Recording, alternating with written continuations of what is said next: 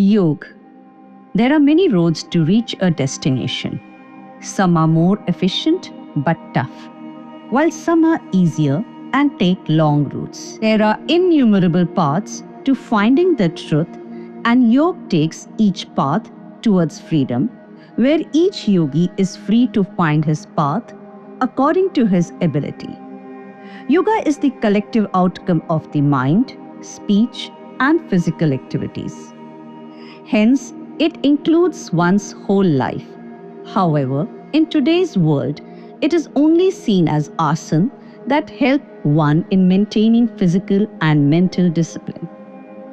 The recent definition of yoga is a group of physical, mental, and spiritual practices or disciplines.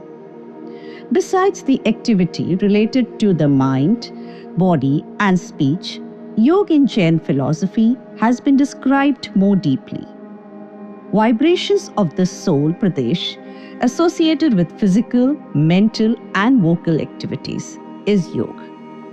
Here, pradesh refers to the space points occupied by the soul. Just like knowledge and worldview are a being's innate attributes, knowingly or unknowingly, the soul keeps exploring these qualities through yoga.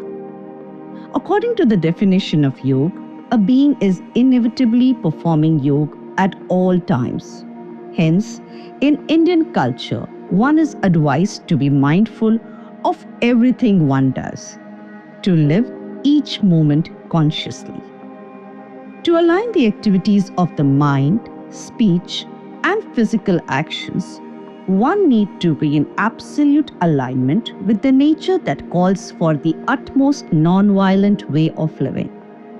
This in turn results in 5 minor vows for the lay people, known as Anuvrat in Jain tradition, that the ancient thinkers have decided very thoughtfully.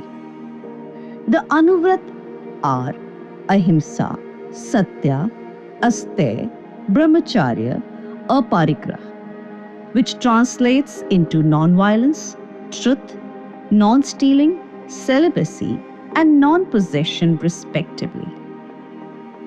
If one ponders over the concept of non-violence thoughtfully, the realization will dawn upon one that it transcends the boundaries of religion.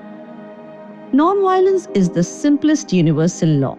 Not only the saints, philosophers, scientists, and even mathematicians have had this realization about non-violence, but also many great leaders of the world have conceded to its importance.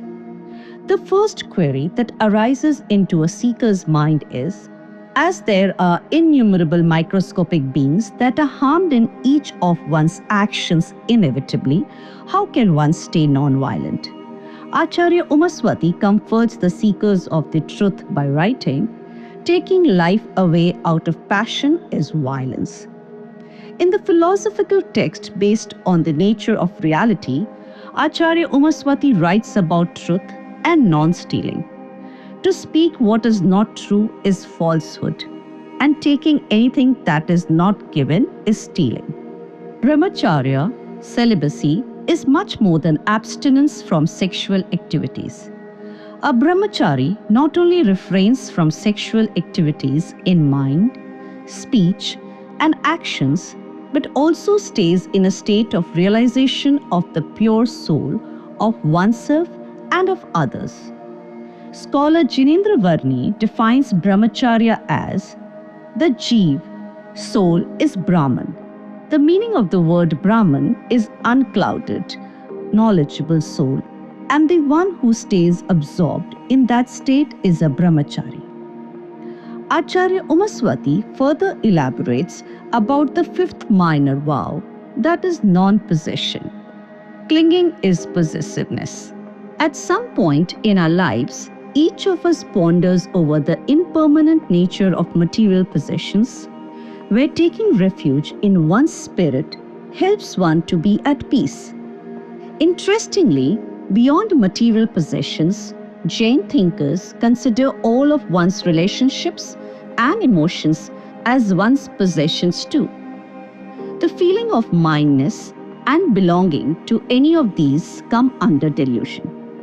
Hence, a seeker is advised to see his kinship and emotions as his possessions. According to the Jain tradition, every minute, every action, every thought, and eventually one's entire life is the result of yoga. Hence, one needs to be cautious in each of one's doing, be it walking, choosing the food, and preparing the same for consumption. A yogi refrains from harming any creature and tends to live in perfect harmony with nature.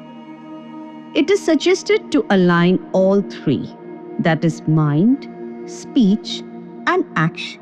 There are three forms of self control: gupti, curbing of activity of mind; manogupti, curbing of activity of speech; vaggupti, curbing of activity of body; kaya gupti.